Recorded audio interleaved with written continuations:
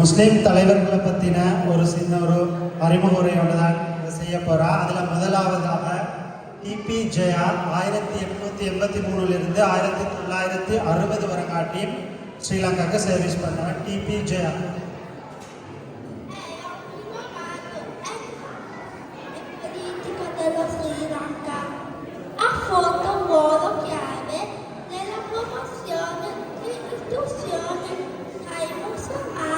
dello Sri Lanka.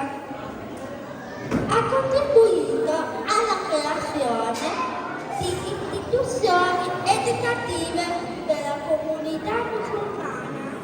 È stato ambasciatore dello Sri Lanka in Pakistan e ha lavorato per rafforzare i legami tra i due paesi. Il suo primo lavoro è stato insegnante di scuola ai Dhamaraja College di Candini, poi preside della scuola ai Zahira College di Colombo.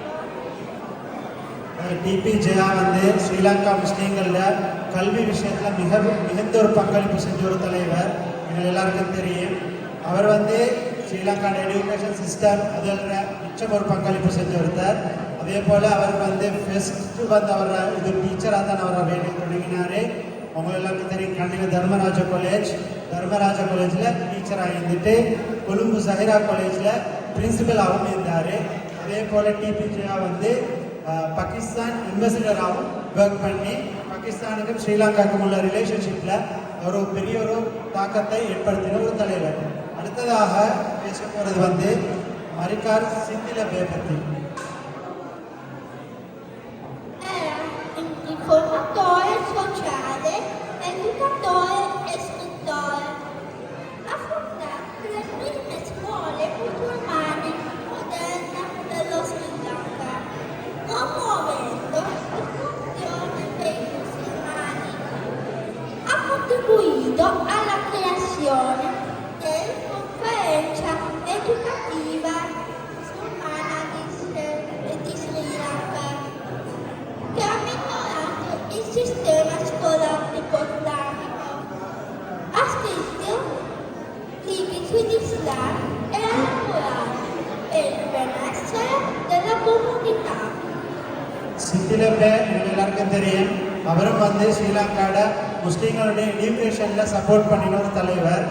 அவர் தான் இன்றைக்கு எங்கள் எல்லாத்தையும் நாங்கள் முஸ்லீம் ஸ்கூலில் படித்த அந்த syllabus எல்லாத்துக்கும் ஆரம்ப கட்டமாக இந்த ஒரு தலைவர் தான் சித்திலபே. அவரும் நிறைய விஷயங்கள் முஸ்லீம்களோட ஒரு இதுக்காகத்தான் முஸ்லீம்களோட கல்விக்காக ஒரு பாடுபட்ட ஒரு தலைவர். அடுத்ததாக நாங்கள் பேச போகிறது பதுருதீன் மஹ்மூத்.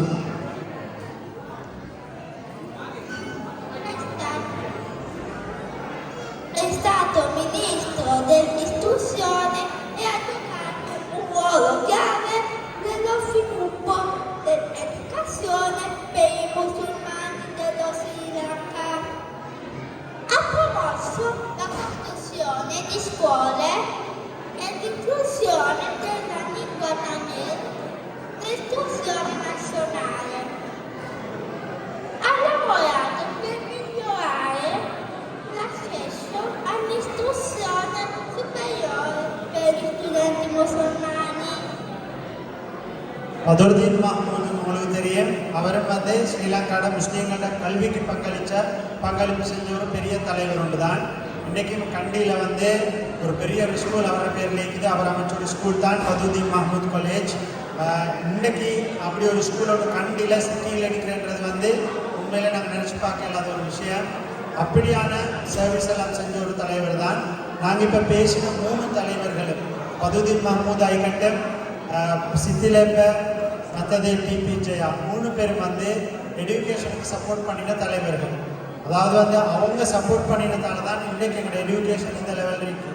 இந்த 3 பேரையும் நாங்கள் எடுத்து பேசுகிற நோக்கம் என்னென்னா, இவங்க அந்த காலத்தில் ஆரம்பிக்கிற ஒரு நிலைமையில தான் நாங்கள் இன்றைக்கி எல்லாம் இத்தாலி நிற்கிறோம்.